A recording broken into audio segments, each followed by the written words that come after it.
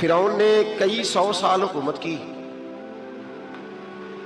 اور اس طرح اس نے ظلم کیے کہ لاکھوں اور ہزاروں بچے قتل ہی کرا دیے. 12,000 عورتوں کے پیٹ میں حمل تھا اس نے ضائع کرا دیا. جب حضرت موسیٰ علیہ السلام اپنی قوم کو لے کے نکلے رستے میں دریا آ گیا, فرعون پیچھے لگا ہوا تھا. وَإِذْ فَرَقْنَا بِكُمُ الْبَحْرَ فَأَنْجَيْنَاكُمْ, اللہ فرماتے ہیں تمہارے لیے میں نے دریا کو پھاڑا اور تمہیں نجات دے دی. وَأَغْرَقْنَا آلَ فِرْعَوْنَ, اور فرعون کو غرق کر دیا. وَأَنْتُمْ تَنْظُرُونَ, تم کھڑے دیکھ رہے تھے. اب جب حضرت موسیٰ دریا کے کنارے پہنچے تو فرعون بھی پیچھے آیا. فرعون لوگوں سے کہا کرتا تھا کہ میں کہتا ہوں تو دریا چلتا ہے, میں کہتا ہوں تو ہوائیں آتی ہیں, میرے حکم کے پابند ہے سارے. جاگ رہے ہیں نا آپ حضرات, غور فرمائیے گا بات پر. دعویٰ تھا اس کا کہ میں کہتا ہوں تو نظام زندگی چلتا ہے. اب جب دریا کے کنارے پہنچی حضرت موسیٰ علیہ السلام تو اللہ نے حکم دیا کہ آپ عصا ماریں. جناب موسیٰ نے عصا مارا, 12 رستے بن گئے.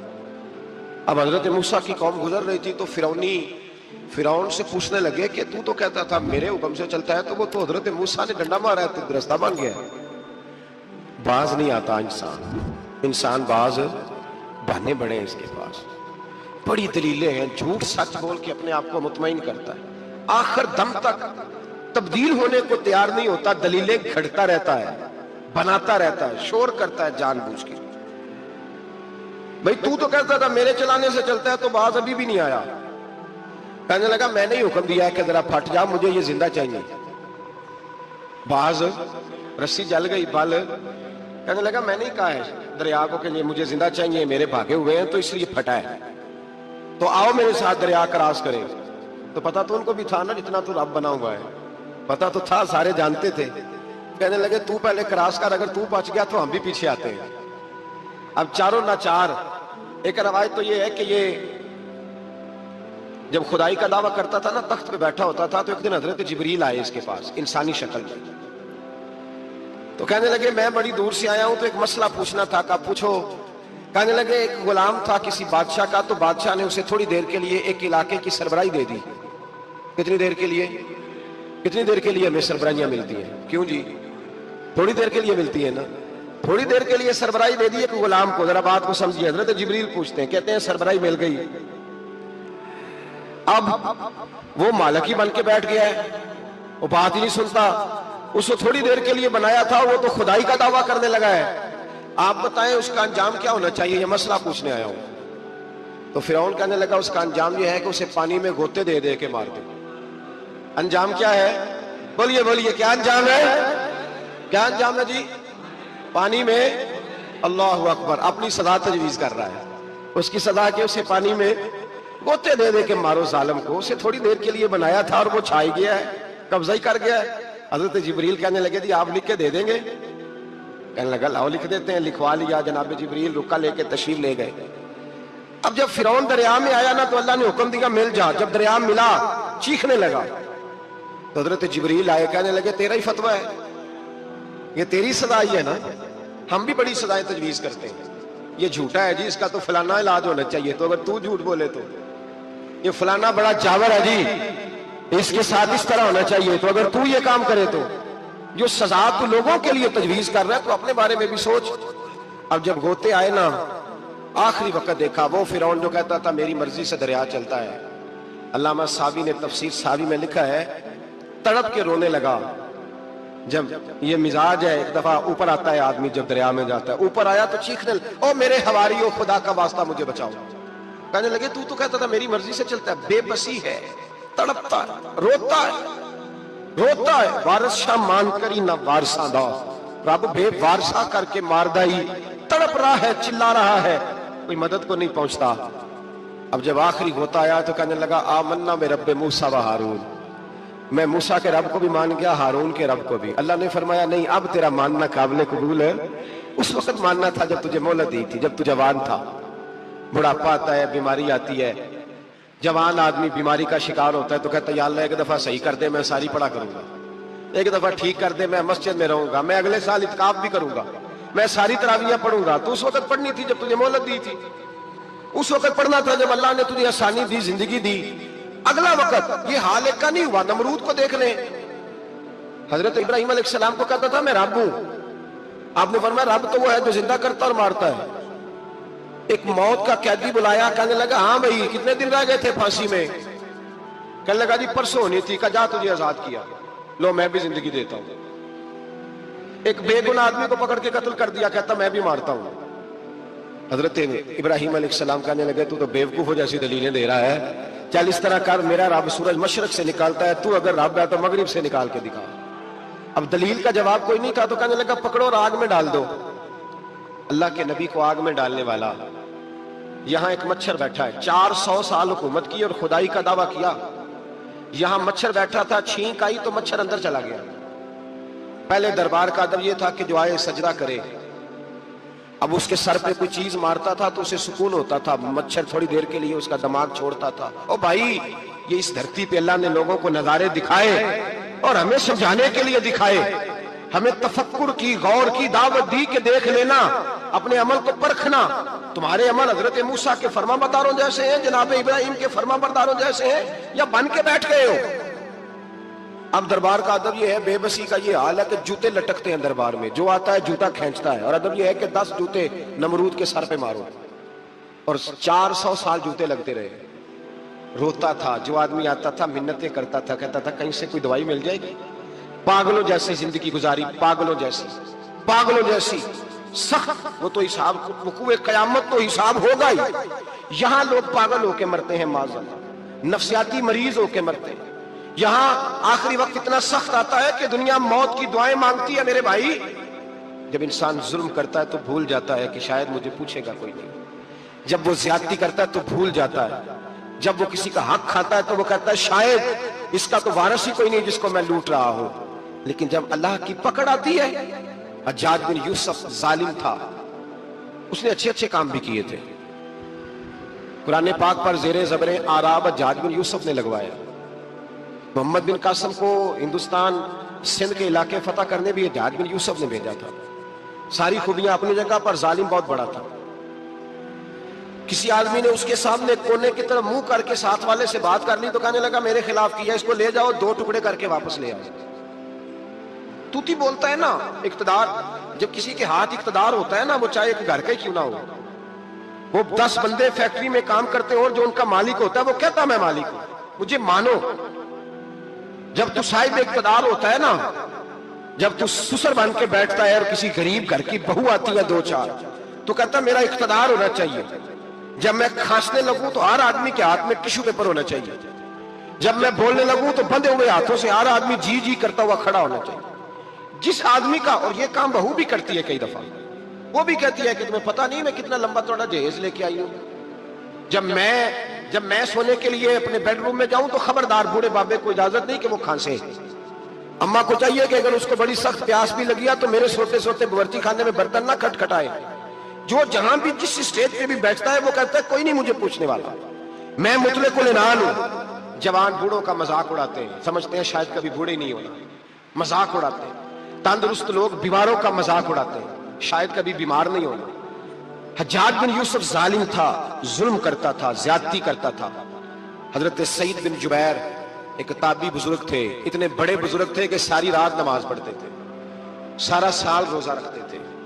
ایک دن انہوں نے منبر پہ بیٹھ کے کہا کہ حجاج ظلم سے باز آ جائے ورنہ اللہ کی لاٹھی بڑی بے آواز ہے. اللہ کی لاٹھی, اس کا کیا مطلب ہوتا ہے؟ اس کا مطلب ہے جب رب کی لاٹھی چلتی ہے تو اس کی آواز, جی اس کا پہلے کوئی پیغام, وہ پہلے اعلان نہیں کرتا کہ تگڑے ہو جاؤ لاٹھی چلنے لگی ہے. لاٹھی چلتی ہے پر اس کی آواز, سمجھ آ رہی ہے میری بات کی؟ جمعۃ الوداع کے لیے تشریف لانے والے احباب خاص غور فرمائیے گا. حجاج بن یوسف کو پتا چلا کہ حضرت سعید بن جبیر نے میرے خلاف بات کی, بلا لیا, کہنے لگا تو نے میرے خلاف بات کی ہے؟ فرمانے لگے کی ہے. کہنے لگا تجھے پتا ہے میں قتل کر دوں گا؟ آپ فرمانے لگے نہ تو زندگی کا مالک ہے نہ موت کا مالک ہے, تو کیسے قتل کر؟ کہنے لگا تجھے پتا ہے میرا؟ فرمایا میں نے تجھے نہیں, میں نے تو کئی شداد, کئی حماد, کئی قارون, کئی فرعون, کئی نمرود دیکھے, کئیوں کی داستانیں سنی. تو کون ہے؟ تو چھوٹا سا ہے. ایک جملہ ہے مولانا جلال الدین رومی کا, بڑے درویش تھے, ایک بات کہہ گئے, کہنے لگے نمرود جتنے پیسے نہیں, فرعون جتنی حکومت نہیں, قارون جتنی دولت نہیں, ورنہ فرمانے لگے میرے زمانے میں بھی کئی لوگوں کا خدا بننے کو دل کرتا ہے, کئی لوگوں کا دل کرتا ہے, لیکن نمرود جتنے پیسے، فرعون جتنی طاقت اور قارون جتنی دولت نہیں، ورنہ ہو سکتا ہے لوگ دعویٰ کر جائیں معاذ اللہ ثم معاذ اللہ۔ یہ آج سے کئی سو سال پہلے وہ کہہ رہے ہیں، آج تو حالات بڑے ابتر ہیں، اس کی نسبت خطرناک۔ فرمانے لگے حضرت سعید بن جبیر تو زندگی موت کا مالک نہیں، کہنے لگا پکڑو قتل کرو اسے، لے جاؤ۔ جب پکڑ کر کھینچ کر لے جا رہے تھے نا تو حضرت سعید بن جبیر مسکرانے لگے۔ اب ظالم کے سامنے مسکرائے تو اس کو بڑا غصہ آیا، یہ میرا مذاق اڑاتا ہے؟ بلا لیا، ادھر آؤ، کیوں مسکرا رہے ہو، کیا ہوا؟ تو حضرت سعید بن جبیر کہنے لگے میں مسکرا رہا ہوں تیری بیوقوفی پر اور اپنے اللہ کی دی ہوئی ڈھیل پر۔ میں مسکرا رہا ہوں کہ یا اللہ کیا بات ہے، کیا تیرا شان ہے، کیسے لوگوں کو ڈھیل دی ہوئی ہے۔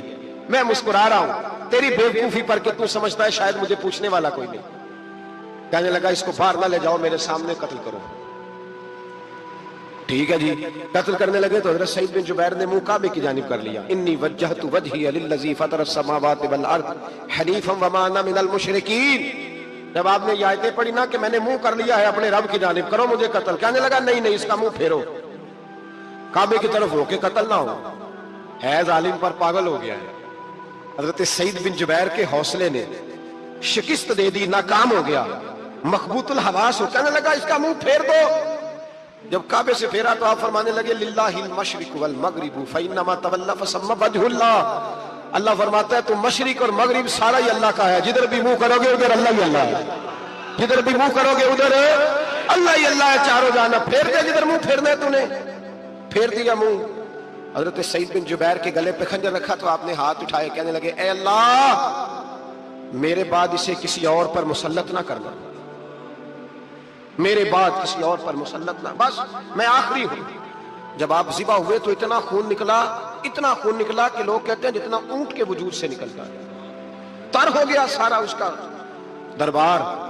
ایک سمجھدار آدمی کو بلا کے کہنے لگا اتنا خون میں نے بڑے بندے قتل کرائے ہیں پر اتنا خون نہیں نکلا۔ تو وہ کہنے لگے لوگ مر جاتے، مرتے وقت ڈر جاتے ہیں، سہم جاتے ہیں، خون سکڑ جاتا ہے، لگتا ہے یہ شخص جب دنیا سے گیا ہے تو ڈٹ کے گیا ہے، یہ ڈٹ کے گیا ہے دنیا سے۔ حجاج بن یوسف رات کو سویا تو تڑپ کے اٹھا، کیا ہوا؟ گھر والے کہنے لگے کیا ہوا؟ کہنے لگے سعید بن جبیر خواب میں آیا اور کہتے ہیں اٹھ مجھے بتا تو نے مجھے کیوں قتل کیا، بتا کیوں مارا؟ اگلی رات پھر سویا تو وہی خواب، پھر سویا تو وہی خواب۔ گناہ نفسیاتی مریض بنا دیتا ہے، ظلم تجھے مخبوط الحواس کر دیتا ہے۔ جب تو زیادتی کرتا ہے تو اللہ فرماتے ہیں کہ تو اللہ کو بھولتا ہے، اللہ تجھے اپنا آپ بھلا دیتا ہے، پھر تو بھول جاتا ہے، پھر تو سیدھے رستے پہ چلتا ہے پر بھٹک جاتا ہے، پھر تو صحیح رستوں کا تعین کر کے بھی گمراہ ہوتا ہے، پھر تو روز وہی گاڑی چلاتا ہے پر اب جب تو بریک لگاتا ہے تو نہیں لگتی۔ جب گناہوں کے ساتھ تو مخبوط الحواس ہوتا ہے تو روز وہ کاروبار کرتا ہے، لیکن جب تیرے گناہ تجھے گھیر لیتے ہیں پھر اسی کاروبار میں تو نقصان اٹھاتا ہے۔ حجاج بن یوسف تڑپتا ہے، روتا ہے، یہاں تک کہ بیمار ہو گیا، پیٹ میں درد ہوتی ہے، پتہ نہیں کیا ہوا، تکلیف ہوتی ہے، پتہ نہیں، سارے حکیم طبیب ڈاکٹر کوئی نہ سمجھ سکا کہ بیماری کیا ہے۔ جو بیماریاں خدائی ہوتی ہیں ان کا لوگوں کو پتا، جو آزمائشیں رب کی جانب سے ہوتی ہیں وہ ڈاکٹروں کے ہتھے نہیں چڑھتی، جو تکلیفیں اللہ دیتا ہے ان کا حکیم طبیب علاج نہیں کر پاتے، مشکل، اور شفا اسی وقت ہوتی ہے جب اللہ دینا چاہے، اور جب رب ہی دینا نہ چاہے تو بڑے بڑے ڈاکٹر کہتے ہیں کہ ہمارے بس کی بات نہیں رہی۔ بغداد سے حکیم آئے، پیٹ دیکھا، کہنے لگے نہ تیرے معدے میں کوئی دقت ہے، نہ تیرے جگر میں، نہ کسی اور جگہ، ماجرا کیا ہے؟ ایک آخری علاج ہے، آخری، وہ کیا؟ گوشت کا چھوٹا سا ٹکڑا دھاگے کے ساتھ باندھ کے منہ میں ڈالا اور پھر ایک باریک سا تنکا لے کے اس کو اندر ڈالنے لگے گلے میں۔ وہ گوشت کا ٹکڑا جب حلق کے اندر اتر گیا، اس حکیم نے واپس کھینچا تو کیسے ایسی بدبو آئی جیسی کبھی سونگی نہ تھی، جانور کیڑے مکوڑے لگے ہوئے باہر نکلے، اور جب دیکھا تو جتنے محل میں لوگ بیٹھے تھے چلاتے ہوئے نکل گئے کہ یہ کیا مصیبتیں ہیں۔ حکیم بھی اٹھ کے دوڑنے لگا، کہا تجھے کیا ہوا؟ کہنے لگے حجاج تیری بیماری زمینی نہیں، تیری مصیبت زمینی نہیں۔ کہا میری مرض تک تم کیوں نہیں پہنچ پا رہے؟ تو کہنے لگے لگتا ہے تو بد دعا کا مریض ہے، لگتا ہے تو ظلم کا مریض ہے، تو جبر کا مریض ہے۔ तड़पता रहा, सिसकता रहा। एक वक्त वो भी आया कि घर वालों ने कमरे में बंद करके ताला लगा दिया, दीवार से टक्करे मारता। ओ भाई, जो गुनाहों के बीमार होते हैं उन्हें शिफा नहीं होती, जो जुल्म जबर बर्बरियत के बीमार होते हैं उन्हें सुकून कल्बी मुयस्सर नहीं आता। दवाइयां उन बीमारियों की बनी हुई हैं जो बीमारियां जमीनी हैं, जो बीमारियां खुराक की बदपरहेजी से होती हैं, जो गुनाहों की बदपरहेजी से होती हैं, उनकी बीमारियां, उनकी शिफा तौबा है, उनकी शिफा रुजू इल्लाह है, उनकी तौबा अल्लाह से माफी मांगने से शिफा होती है। हज्जाज जब मरने लगा तो बुलाया, ये रंग भी जरा मुलाहिजा कीजिएगा, 2-4 करीबियों को बुलाया। पता होता है ना अपने करतूतों का आदमी को, पता सारा है सरदार लोकीतियां तो पता होता है सारा। बुला के कहने लगा जब मैं मर जाऊं तो मुझे रात को दफन करना। क्यों भाई, औरत है? कहने लगा नहीं, रात को दफनाना। ठीक है, रात को दफना देंगे। फिर कहने लगा जब सुबह हो जाए तो सुबह होने से पहले पहले मेरी कब्र जमीन के बराबर कर देना, निशान मिटा देना। का वजह, तू कलमा पढ़ता है और हुजूर का हुक्म है कि कब्र कम से कम एक बालिश, एक गिट्ठ ऊंची होनी चाहिए जमीन से, कम से कम, तो तू तेरी कब्र मिटा दे। वजह पता होता है अपने जुल्मों का। कहने लगा मुझे पता है लोग मेरे मरने के बाद मेरी कब्र भी नहीं छोड़ेंगे। दुनिया में तो मेरे जबर की वजह से कोई आ ना सका, लेकिन मेरी कब्र भी लोग जनाजों में बातें शुरू कर देते हैं। जनाजों में मैंने ऐसी भी दास्तानें सुनी है कि कोई मरा तो लोग जूतों का हार कब्र पे डाल आए। नहीं भाई, तू जब जिंदा था तो तेरे जबर जुल्म की वजह से नहीं को बोल सका।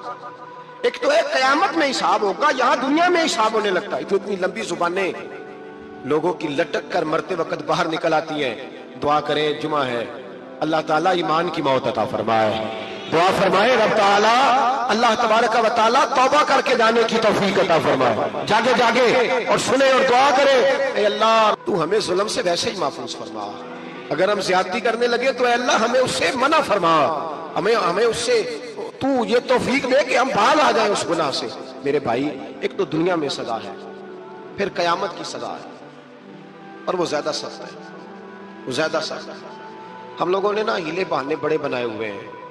बैंक के साथ कारोबार करने वाला कहता है नहीं नहीं मजबूरन लिया है, मजबूरन। मर रहा था तू, आखिरी लबों पे था तो जायज है, जायज है। उस वक्त जब तुझे खाने को लुकमा न लगे तो हराम खाना भी जायज है। क्या दिक्कत थी? क्यों अल्लाह रसूल के मुकाबले में खड़ा हुआ तू? क्यों सूद का धंधा किया? क्या तकलीफ थी? क्या कहां तू उलझ गया था? हम जानबूझ के अपने लिए जहन्नम इकट्ठी करते हैं, फिर कहते हैं सुकून नहीं जिंदगी में। कहां सुकून आएगा? कैसे आएगा? हमने खुद आग लगाई है चमन में अपने। जो कयामत की सजा है, मेरे नबी पाक अलैहिस्सलाम ने फरमाया रब तुम्हें सामने खड़ा करेगा। और किस तरह खड़ा करेगा? फरमाया लोगों के वजूद से कपड़े उतर जाएंगे, जमीन इस तरह दहकेगी जिस तरह तांबा जमीन पे रखा जाए और आग जलाई जाए।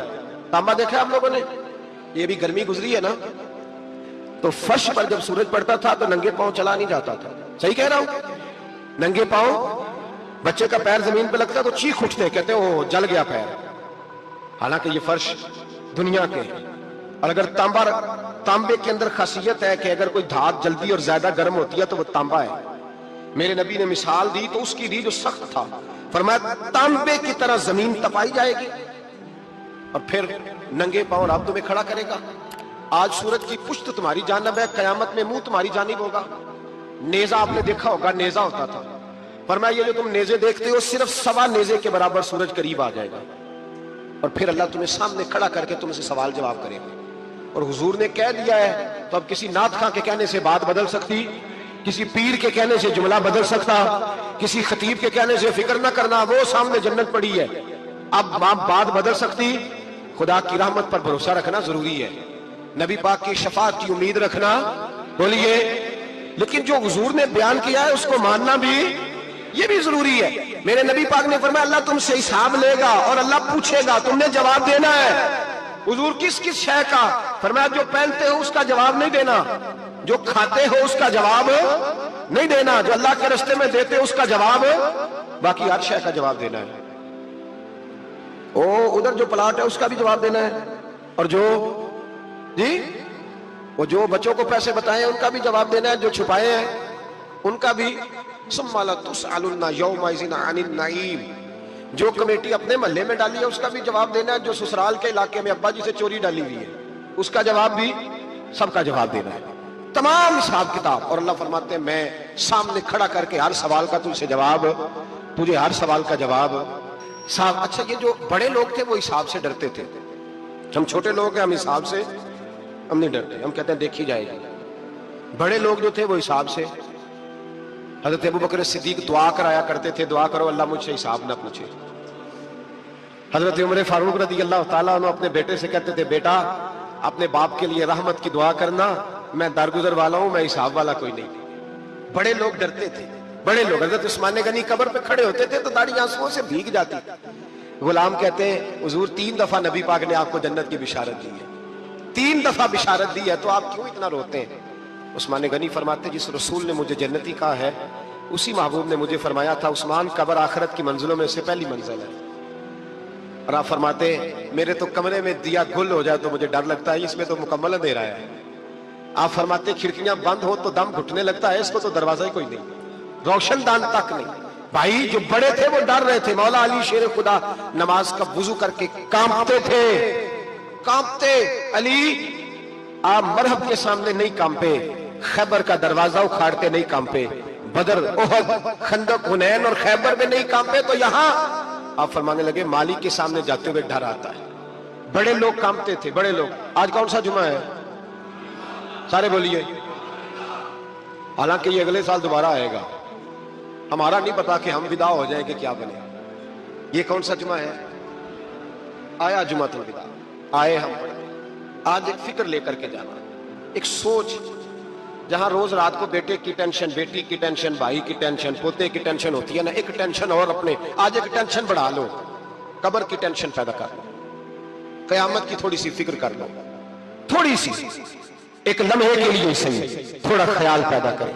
हजरत हसन बसरी नाम सुना हुआ है ना, ये हजरत अली के शागिर्द है, नबी पाक के घर में आ जाते थे कई दफा, बच्चे थे जब। हजरत हसन बसरी ताबी हैं, फरमाते खाना काबा में उमरा करने गया, तवाफ़े काबा कर रहा था तो बड़ा अजीब मंजर हुआ, रात की तन्हाई हुई। उस वक्त कई दफा तवाफ बंद भी होता था, इसलिए एक रश कम होता था तो रात को सब सो जाते थे।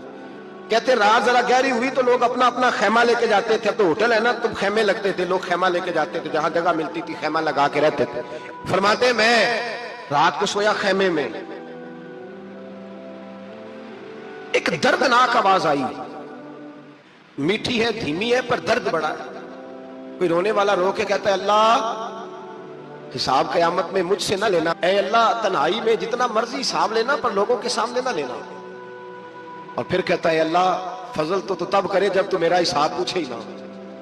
फिर चंद मिनट गुजरे तो फिर वो रोने लगा, मेरे कानों में आवाज आई, कहने लगा अल्लाह हिसाब तो उनका लिया जाता है जो हिसाब के काबिल होते हैं। आला हजरत कहते हैं ना रजा से तू क्या हिसाब लेगा, रजा भी किसी हिसाब में है। ऐ अल्लाह मैं काबिल नहीं, मुझसे हिसाब ना लेना। कहते थोड़ी देर गुजरी तो फिर वो रोने लगा, फिर जरा सांस संभले तो फिर कहने लगा अल्लाह मैं तो लोगों को कोई बंदा हिसाब पूछ ले तो नहीं दे सकता, मैं तुझे कैसे हिसाब दूंगा। फिर तड़पने लगा। कहते थोड़ी देर गुजरी तो फिर एक लफ्ज उन्होंने कहे, रोने वाले ने, कहने लगे अल्लाह देख तेरे महबूब का फरमान है जो माफी मांगे तो उसे माफ कर दिया करता है। ऐ अल्लाह मैं माफी मांगने आया हूं और मस्जिद नहीं आया, मैं काबातुल्लाह ही आ गया हूं। कहते वो इतना रोए कि चीख आई उनकी, और जब धड़ाम से कोई जमीन पे गिरा तो मैं परेशान हुआ कि अब तो बेहोश हो गया। फरमाते हैं मैं जोर से उठा फटाफट और उस शख्स की तरफ बढ़ा।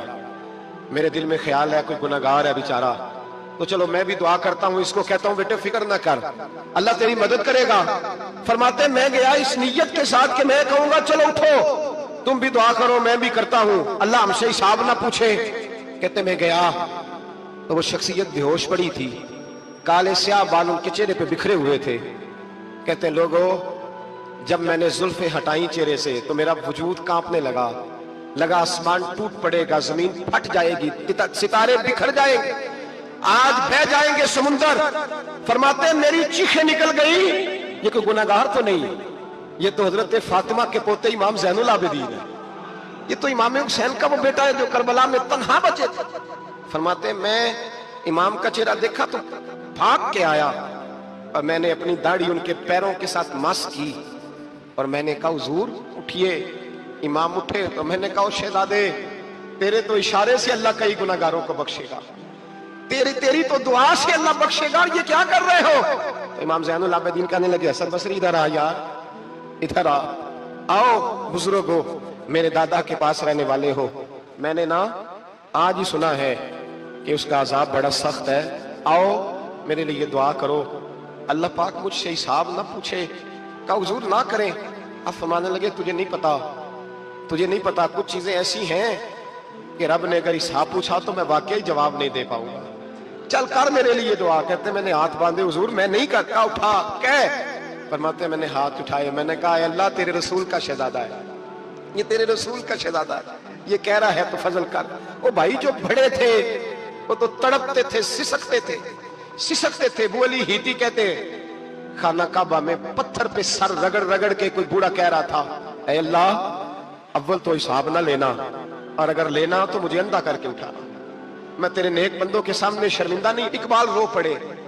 इकबाल, कुछ लोगों ने लिखा है ये आखिरी रुबाई है डॉक्टर इकबाल की, आखिरी, इसके बाद शायद उसने कलाम ने, कुछ सीरत निगारों का ख्याल है।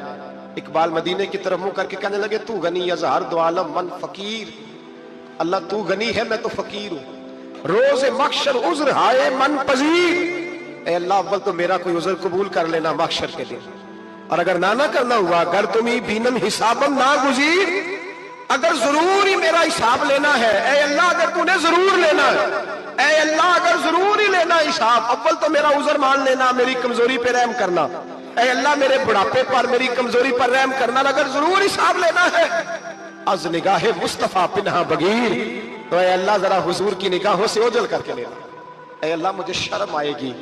मेरे मुस्तफा करीम फरमाएंगे मैं तो तुझे हर बात समझा के आया, एक एक जगह तेरी रहनुमाई करके आया, तू कैसे अमल कमा, जरा ओझल करके, अज निगाहे मुस्तफा पिन्हा बगीर, जरा हुजूर की आंखों से ओझल करके साइड पे करके लेना, मैं बर्दाश्त नहीं कर पाऊंगा। हजरत वो अली इती कहते हैं बाबे ने सर रखा हुआ है और कहते अल्लाह मुझे अंधा करके उठाना। फरमाते मैं गया, मैंने कहा चलो मैं दुआ करता हूं जाके। फरमाते जब मैंने जाके बुजुर्गों की कमर पे हाथ रखा, उनका चेहरा देखा तो ये कोई गुनाहगार तो नहीं, ये तो बगदाद के पीर अब्दुल कादिर जिलानी है, ये तो महबूब सुमानी गौसे समदानी है, ये तो वो शख्स है जो कदम लगाए तो अल्लाह विलायत अता करता है। जो बड़े थे वो डर रहे थे। मोइनुल मिल्लत वद्दीन अताए रसूल हिंदुल वली गरीब नवाज हजरत ख्वाजा मोइनुद्दीन अजमेरी रहमतुल्लाह अलैह, ख्वाजा कुतुबुद्दीन बख्तियार काकी को तन्हाई में बुला के कहने लगे मोइनुद्दीन सैयदजादा है, मोइनुद्दीन हुजूर के खानदान में पैदा हुआ है, मोइनुद्दीन से इसके पीर को बड़ी उम्मीदें थी, मोइनुद्दीन को रसूल पाक ने हिंदुस्तान भेजा था, और कुतुबुद्दीन यार मोइनुद्दीन तबलीग का हक नहीं अदा कर सका। हजरत ख्वाजा कुतुबुद्दीन कहने लगे हुजूर 90 लाख तो मुसलमान कर दिए, और क्या हक था? फरमाया नहीं, जब तू तहज्जुद की नमाज पढ़े ना बेटा अपने लिए दुआ मांगना तो खुदा से कहना मौला मेरे पीर की कोताहियां माफ कर। वो जिस एजाज का था वो काम नहीं कर, जो बड़े थे उनकी तो बातें बड़ी थी, ये जो हम छोटे आए हैं ना नए, टिकटें देते फिरते हैं, टिकटें, बेनमाजी जाहिल अनपढ़ पीर टिकटें बांटता है लोगों को, तू भी बख्शा है तू भी बख्शा है। वो 90 लाख लोगों को राय हक पर लगा के भी कहते थे नहीं हक तो ये है कि हक अदा ना हुआ, हक तो ये है कि हक, कोई शाही पल्ले नहीं, डटा हुआ खड़ा है मुसलमान, डटा हुआ। ये हिसाब सुने। किसी ने हजरत अबू हुरैरा से कहा कि कोई ऐसी हदीस सुनाओ जो आपको भी बड़ी महबूब हो। हजरत अबू हुरैरा ने चीख मारी, रोने लगे और बेहोश हो गए। फिर हिलाया, पानी पिलाया, उठे, कहा हुजूर बात की थी, हदीस सुनाए, फिर रोने लगे। हमें तो नहीं ना रोना आता, हमें तो तब आता है जब बेटा बात ना माने, हमें तो तब आता है जब कारोबार में नुकसान हो जाए, हमें तो तब रोना आता है जब हमारा कोई दोस्त हमारे बारे में गलत बात कर दे, बेइज्जती दुनिया की हो जाए। हजरत अबू हुरैरा 3 दफा होश आया, 3 दफा रोए और कहने लगे अजीजो ये वो वाली हदीस है कि मैं सोचता भी हूं तो मैं तड़प उठता हूं। कहा कौन सी हदीस? तो हजरत अबू हुरैरा कहने लगे मैंने नबी पाक से सुना है क़यामत में सबसे पहले उलमा का हिसाब होगा, सबसे पहले उलमा का। रब करीम फरमाएगा तुम्हारी दीन के नाम पर बड़ी मौजें थी, तुम्हारे बड़े पोस्टर छपते थे, लाइनें बना के लोग तुम्हारे हाथ चूमते थे, लोग तुम्हारी गड़ी को भी चूमना अपने लिए सादत समझते थे, बताओ मेरे रसूल के नाम पर खाने वालों क्या करके आए हो? अमल बताओ, अमल। मौज बड़ी की ना तुमने, बताओ अमल। उलमा आलिम अर्ज करेगा, ऐ अल्लाह मैं जगह जगह तेरे रसूल के दीन की बात करता था, मैं कुरान के दर्स देता था, मैं रातें बेदार रह के तैयारियां करता था, मैं जो बन सका किया। रब फरमाएगा नहीं, तूने तो इसलिए किया था कि लोग तुझे पीर साहब कहें, मौलाना साहब कहें, तेरे नारे लगाए तो लगे नहीं फिर तेरे नारे, फिर लोगों ने लंबे लंबे अलकाबात पुकारे नहीं तेरे। हुजूर सैयद आलम अलैहिस्सलाम फरमाते हैं पहला हिसाब उसका लेगा जो आलिम कहलाता था। रब पूछेगा तुझे ताकत दी, हिम्मत दी, बोलने की सलाहियत दी, अपने फजल से दी, बता क्या कमा के आया है। हजरत अबू हुरैरा रोते हैं, कहते हैं मैं भी तो हदीसें सुनाता हूं, मैं भी तो आलिम हूं, मेरे पीछे भी तो लोग भागते हैं। लोगों बताओ अगर अल्लाह ने अबू हुरैरा से पूछा तो क्या जवाब देगा?